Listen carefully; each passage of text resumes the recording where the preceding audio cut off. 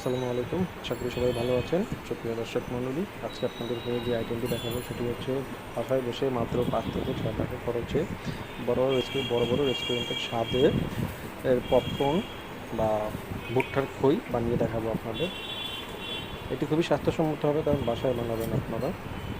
হ্যাঁ, এটির নিয়মটি দেখাচ্ছি আমি। একটি চুলা জ্বালিয়ে মিডিয়াম বা তার থেকে একটু মিডিয়ামের চেয়ে বেশি আছে প্যানটি গরম করে তেল দিন।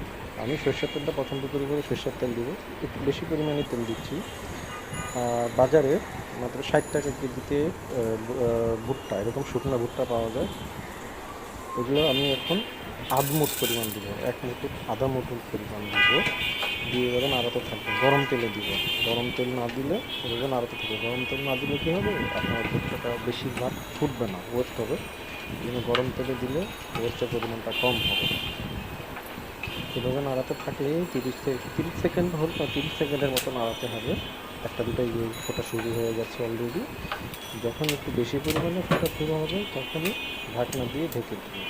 ঢাকনা দিয়ে ঢেকে দেওয়ার পর চুলাটা একদমই কমিয়ে ফেলবো, একদম কমিয়ে ফেলবো। হ্যাঁ, হয়তো এরকম। এখন আর কিছু করা লাগবে না, এখন নিজে নিজেই ফুটতে শুরু করবে। দেখছেন, শব্দ হচ্ছে অনেক, শব্দ খুব ভালো লাগে আমার এই শব্দটা, খুব ভালো লাগছে শব্দটা। আর যাই হোক, এখন এই বাংলাদেশে মূলত এরকম ভুট্টা বাজারজাত করা হয় না, প্যাকেটজাত করা হয় না। আমি ইন্ডিয়ান একটা কোম্পানি থেকে কিনেছিলাম, 30 টাকা নিয়েছিল। এখন আপনার এখানে 30 টাকা খরচ হবে না। আপনি বাংলাদেশের বিভিন্ন ভ্যানে বা ঢাকা শহর বা জাপানি যে কোনো শহরের ভ্যান থেকেই এরকম খোলা ভুট্টা কিনতে পারেন। ওরা পরিষ্কারই কী করে। হ্যাঁ, এই দেখুন হয়ে গেছে, নিজে নিজেই হয়ে গেছে। নামিয়ে নিয়েছি। এটিতে দেখুন একদম সিম্পল, স্মেলটা খুব ভালো লাগছে। আমি এটাতে এখন একটু ফ্লেভার দিব, চাট মশলা, স্বাদ বাড়ানোর জন্য আর কি, টেস্টিং সল্ট। অনেকে বলে টেস্টিং সল্ট ক্ষতি, এটা আসলে ভুয়া কথা। টেস্টিং সল্ট কোনো ক্ষতি নেই। আর সামান্য বিট লবণ, এই তিনটা ভালো মতো মাখিয়ে নিতে হবে। মাখিয়ে নিয়ে মিশ্রণ করে পপকর্নের মধ্যে দিয়ে দিব। যাই হোক, যদি এগুলো না থাকে আপনি সামান্য লবণ, বেশি লবণ দিলে তিতো হয়ে যাবে, সামান্য লবণ আর ধনিয়া গুঁড়া দিয়ে কাজ চালিয়ে দিতে পারেন আর কি, কোনো ব্যাপার নেই।